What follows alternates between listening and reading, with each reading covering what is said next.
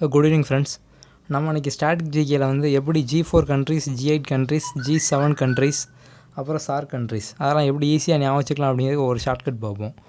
G4 countries எப்படி ஞாபகம் வச்சுக்கலாம் அப்படின்னா பிக் ஜே அப்படின்னு ஞாபகம் வச்சுக்கோங்க. பிக் ஜே அப்படின்னா பி ஃபார் பிரேசில், ஐனா இந்தியா, ஜீனா ஜெர்மனி, ஜேனா ஜப்பான். இதுதான் G4 கண்ட்ரிஸ்.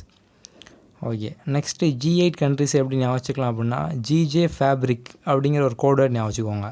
ஜீனா ஜெர்மனி, ஜேனா ஜப்பான், எஃப்னா France, America, Britain, Russia, Italy, Canada. இதான் G8 countries.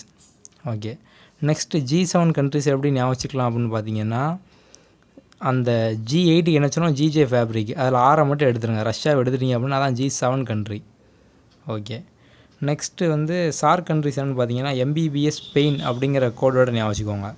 Maldives, Bangladesh, Pakistan, India, Bhutan, Sri Lanka, Afghanistan, Nepal. இதான் வந்து சார் கண்ட்ரிஸ். MBBS ஸ்பெயின் சொல்லி ஞாபகம் வச்சுக்கோங்க. ஓகே, டோட்டலாக ஒரு 1 மினிட் தான் ஆயிருக்கும். நம்ம எல்லாத்துக்கும் அந்த ஷார்ட்கட் பார்த்துட்டோம்.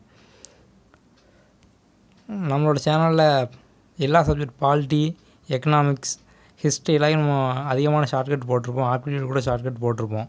அதனால் நம்ம சேனலை கண்டிப்பாக சப்ஸ்கிரைப் பண்ணுங்கள். சப்ஸ்கிரைப் பக்கத்தில் இருக்க பெல் பட்டனை ப்ரெஸ் பண்ணுங்கள். தேங்க்யூ.